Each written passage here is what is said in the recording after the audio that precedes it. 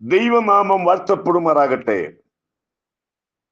യേശുക്രിസ്തുവിന്റെ വീണ്ടും വരവും പ്രവചന പഠനമെന്ന 83-ാമത്തെ ഭാഗത്തേക്ക് ഏവരെയും പ്രാർത്ഥനയോടെ ക്ഷണിച്ചുകൊള്ളുന്നു.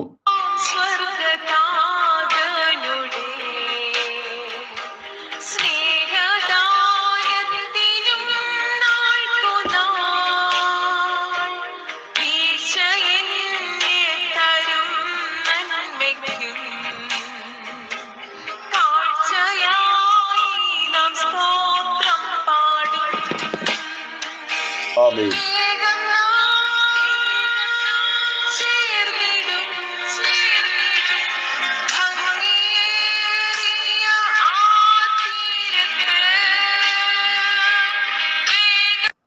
നാം പഠിച്ചുകൊണ്ടിരിക്കുന്നത് ഒന്നാം സ്വർഗം അഥവാ ആകാശമണ്ഡലം, ത്രിതല സ്വർഗത്തിന്റെ 5-ാമത്തെ ഭാഗമാണ് പഠിച്ചുകൊണ്ടിരിക്കുന്നത്. ലൂസിഫേറിന്റെയും കൂട്ടരുടെയും അവകാശ വാസസ്ഥലമായി അവരെ ഇന്ന് വാഴുന്നു. അവർക്കിനി അധികം നാൾ വാഴുവാൻ ദൈവം അനുവദിക്കുകയില്ല. ദൈവം ഒരു സമയം വെച്ചിട്ടുണ്ട്. ആ സമയം കഴിയുമ്പോൾ അവരെ ബന്ധിക്കും. സാത്താൻ അവൻ ഏറ്റവും ചെയ്യുന്ന പ്രവർത്തനം ദൈവമക്കളെ ഇല്ലാതാക്കുക. സാത്താൻ അല്ലെങ്കിൽ ലൂസിഫർ അവന് രക്തക്കൊതിയനാണ്. ദൈവജനത്തിന്റെ രക്തം കണ്ട് ആനന്ദിക്കുന്നവനാണ് ലൂസിഫർ. ചുരുക്കം പറഞ്ഞാൽ പല പേരിനാലും പലയിടങ്ങളിലും അവൻ ഇന്ന് ലോകത്തിലെ രക്തദാഹിയായി മാറിക്കൊണ്ടിരിക്കുന്നു.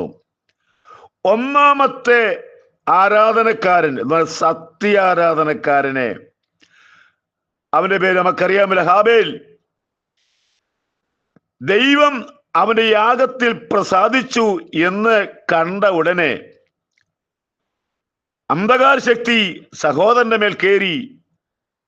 ഹാബേൽ രക്തസാക്ഷിയായി മാറി. അതുകൊണ്ട് ആരാധനക്കാരെ പരാജയപ്പെട്ടില്ല. പഴയ നിയമകാലത്തെ ധാരാളം വിശ്വാസികൾ, പ്രവാചകന്മാർ, ദൈവമക്കൾ ദൈവത്തിന് നാമത്തിന് വേണ്ടി കൊല്ലപ്പെട്ടിട്ടുണ്ട്. അതുകൊണ്ടൊന്നും പഴയ നിയമസഭ പരാജയപ്പെട്ടു പോയ ചരിത്രം ഇല്ല. നമുക്കിനിയും പുതിയ നിയമഭാഗത്തെ കടന്നു വരാം. പുതിയ നിയമത്തെ ഒന്നാമത്തെ രക്തസാക്ഷി സ്തേഫാനോസ് വലിയ ശക്തനായിരുന്നു. അദ്ദേഹം മുഖേന അനേക പുരോഹിതന്മാർ വിശ്വാസത്തിന് അധീനരായി തീർന്നു. ഇവനെ ഇങ്ങനെ വിട്ടുകഴിഞ്ഞാൽ ശരിയല്ലെന്ന് സാത്താൻ വിചാരിച്ചു. സ്തേഫാനോസ് രക്തസാക്ഷിയായി നമുക്കറിയാം. മരിക്കുന്നതിന് മുമ്പേ അവൻ മുകളിലേക്ക് നോക്കി, ഇതാ സ്വർഗം തുറന്നിരിക്കുന്നു. പിതാവിന്റെ വലത്തുഭാഗത്തെ പുത്രൻ തന്നെ സ്വീകരിക്കുവാൻ നിൽക്കുന്നു. അവൻ ലോകത്തോട് വിളിച്ചു പറഞ്ഞു, ഇതാ സ്വർഗം തുറന്നിരിക്കുന്നു. രക്തസാക്ഷിക്ക് വേണ്ടി പിതാവിന്റെ മുമ്പിൽ പുത്രൻ സ്വീകരിക്കാൻ നിൽക്കുന്ന കാഴ്ച അവൻ കണ്ടു. പക്ഷേ അതുകൊണ്ട് സഭ തകർന്നില്ല. ഒരു ശക്തനായ ഒരു പൗലോസിനെ ശ്രേഷ്ഠ അപ്പോസ്തലനായിട്ട് തന്റെ ശുശ്രൂഷയ്ക്ക് വേണ്ടി ദൈവം വേർതിരിച്ചു. സ്തേഫാനോസിന്റെ മരണത്തോടുള്ള ബന്ധത്തില് സഭ ചിതറിയെങ്കിലും അവിടെ ചിതറിപ്പോയവർ സുവിശേഷം അവരറിയിച്ചു. ആയിരക്കണക്കിന് വിശ്വാസികളും 100 കണക്കിന് സഭകളും സ്തേഫാനോസിന്റെ ആ കല്ലേറ് നിമിത്തം അല്ലെ രക്തസാക്ഷിയായി തീർന്നതിന് ശേഷം സഭ വർദ്ധിക്കാൻ തുടങ്ങി. അവിടെയും നിന്നില്ല. 3 ഭൂഖണ്ഡങ്ങളെ കീഴടക്കുവാൻ അതിനാൽ സാധിച്ചു. ആഫ്രിക്ക, യൂറോപ്പ്, ഏഷ്യ എന്നീ ഭൂഖണ്ഡങ്ങളിൽ 1-ാം നൂറ്റാണ്ടിൽ തന്നെ സുവിശേഷം എത്തിക്കുവാൻ സാധിച്ചു. കാരണം എന്ത്?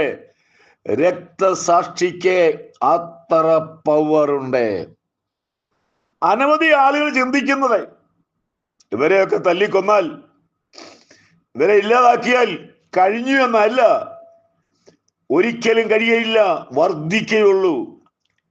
ലോകത്തിലെ 2 മഹായുദ്ധങ്ങൾ കഴിഞ്ഞു.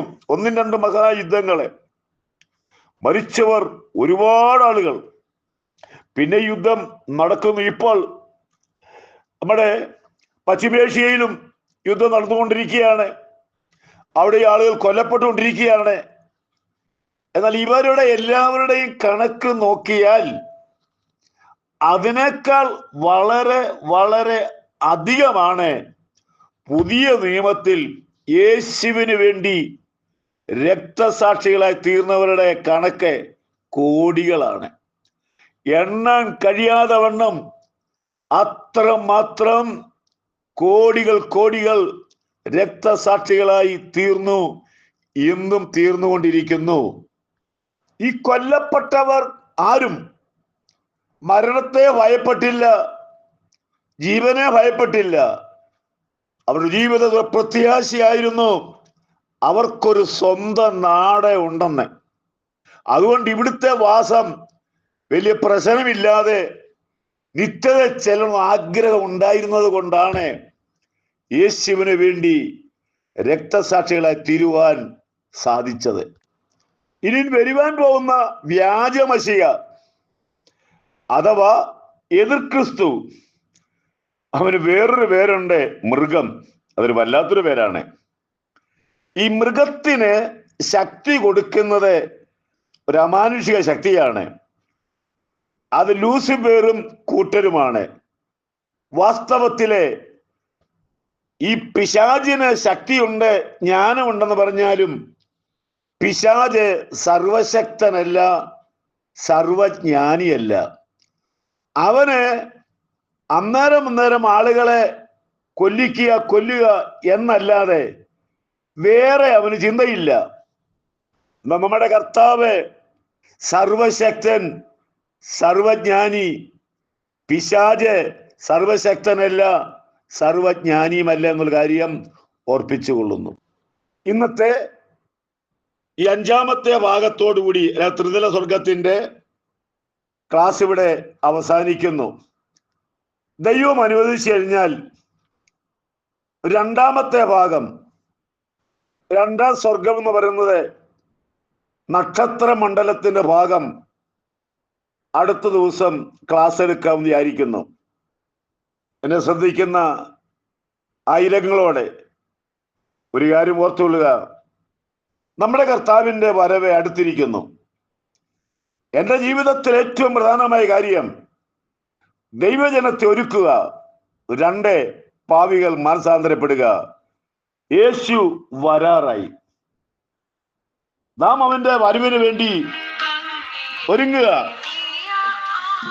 ഞാൻ എന്നും പറയുന്നൊരു ഭാഗമാണ്, ഭാരതം യേശുവിന് വേണ്ടി, വലിയ ഉണർവിന് വേണ്ടി നമ്മുടെ കർത്താവ് കാത്തിരിക്കുന്നു. ആ ഉണർവിൽ പ്രാർത്ഥനയ്ക്ക് നിങ്ങളും അംഗമാകുക. ദൈവം നമ്മളെ അനുഗ്രഹിക്കട്ടെ.